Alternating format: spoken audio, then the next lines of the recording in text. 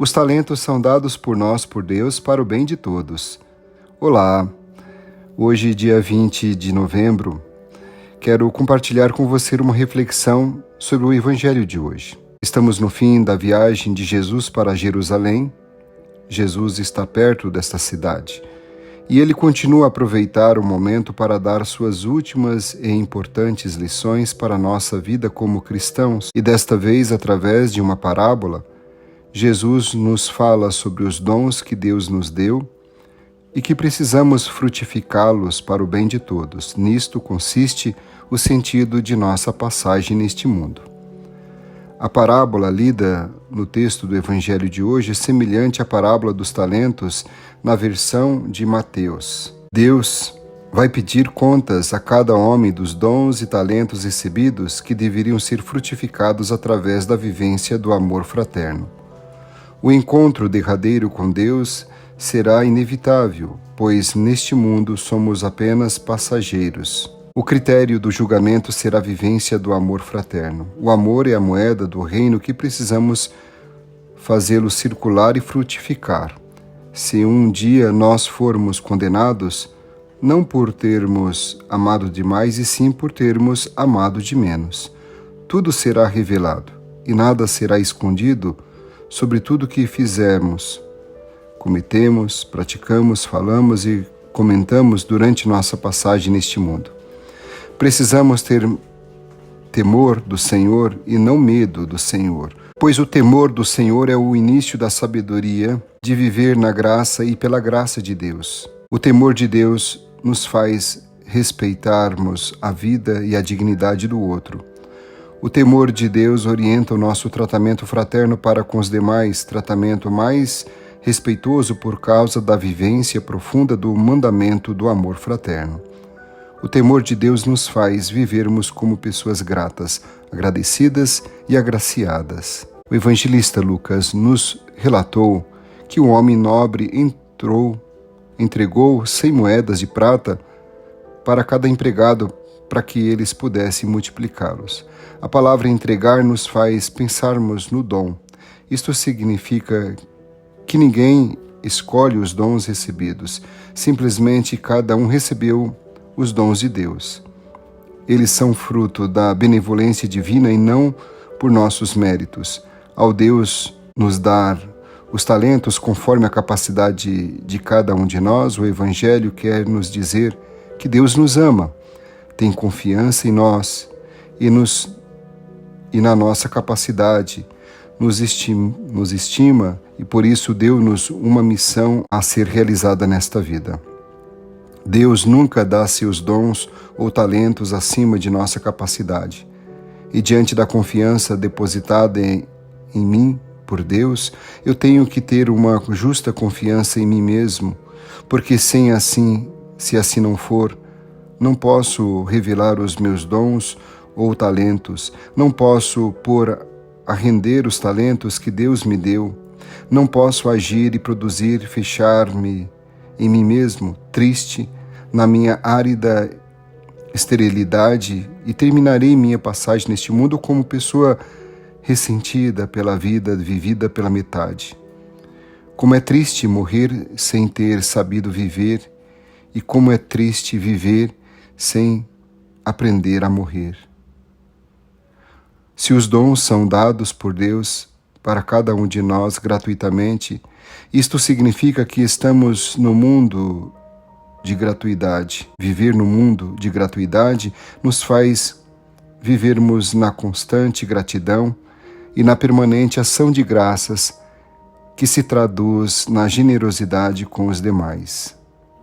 Viver na gratidão e na permanente ação de graças é uma grande revelação de que somos capazes de olhar para a vida e seus acontecimentos com um olhar positivo, com o olhar do Senhor. Quem vive na constante gratidão, suas forças se renovam, sua autoestima aumenta e seu ânimo de viver se dobra cada dia. E se tudo que temos e somos é o fruto da generosidade de Deus, cada um precisa ser prolongamento desta generosidade divina, partilhando e dividindo com os outros o que se tem e o que se é. A generosidade é o caminho da libertação das garras do apego das coisas terrenas. Mesmo que tenhamos dificuldade de largar o apego um dia, quando chegar nosso momento, nós seremos obrigados a renunciar a tudo que temos. Para o evangelista Lucas, a história da salvação é dividida em 3 partes. Primeiro, o tempo de Israel. A história da salvação tem suas raízes no passado, representado pelo Antigo Testamento, isto é, no tempo de Israel e em suas promessas. Segundo, o tempo de Jesus. Para Lucas, Jesus e seu ministério público representam o centro do tempo. Terceiro, o tempo da igreja. O Espírito Santo, Pentecostes, funda a missão da igreja. Lendo a parábola dentro dessa divisão de tempo, entendemos que o tempo da igreja, isto é, o espaço da vida terrena, é um tempo de plantio, floração e frutificação. Semear a bondade é a tarefa de cada cristão. A bondade é o único investimento que nunca falha. Ninguém pode esperar trigo se na vida vive plantando joio que só danifica o que é bom. Mas a bondade triunfará, pois Deus é o supremo bem. Nós não somos os donos do espaço e do tempo de nossa vida. Somos criaturas de Deus.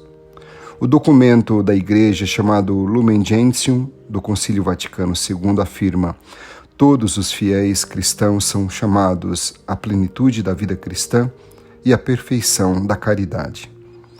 Ou, na linguagem de São Paulo, a caridade é o pleno cumprimento da lei. O Senhor confiou à sua Igreja uns ministérios, uns dons ou talentos. E um dia todos serão chamados a prestar contas. Dons são de Deus. O homem é administrador dos dons. Alguns os fazem frutificar em serviço, solidariedade e fortalecimento dos ministérios para o bem comum.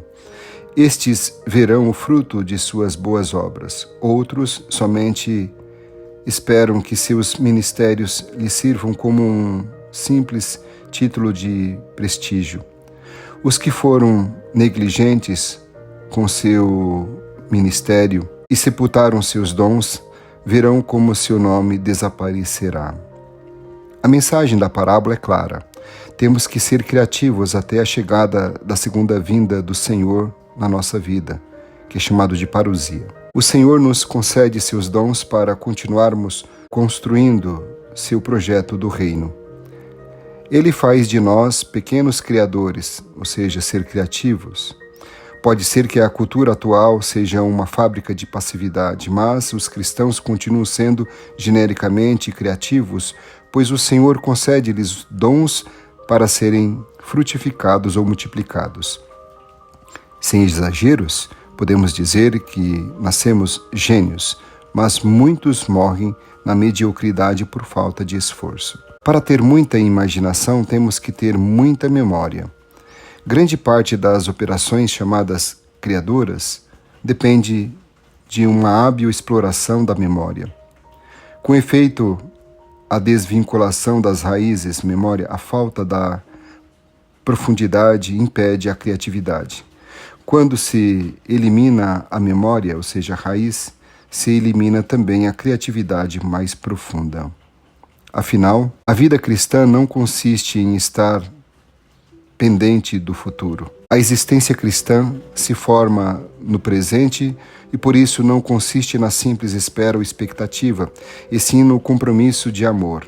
Deus não quer saber se frutificamos muito ou pouco com os talentos que recebemos, mas que os frutifiquemos.